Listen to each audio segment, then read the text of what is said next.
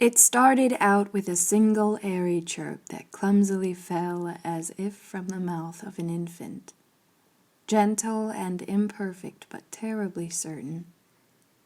And then his peers began with their far more frantic calls.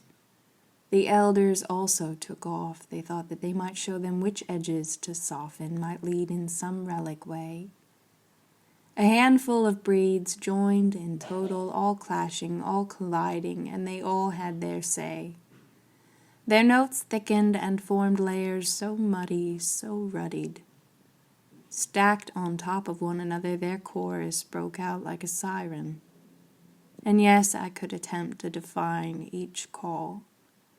Perhaps I could try to peel apart the sheets and make some sense and symbol of each sound in singularity.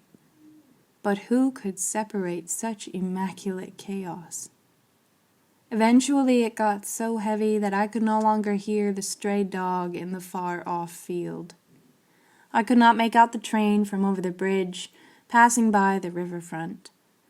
I didn't hear the crow crying around the corner. I could not hear my own thoughts if I had tried, for their calls piled up so high that they even challenged the trees.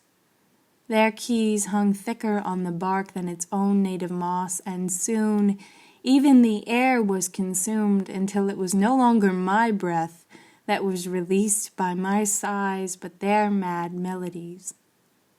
I had come to know it as rightly as I knew my own skin, my own blood, a companion to my own being. But even constancy is not constant. As the sun calmed, so did they. Without warning and without yielding, the flurry had halted. They retreated and turned their hymns back into branches, their echoes back into roots, and tucked their volumes away between the rings of the trees. The dog bark struck me, the train pressed on. The crow kept at his cry, and my old thoughts returned.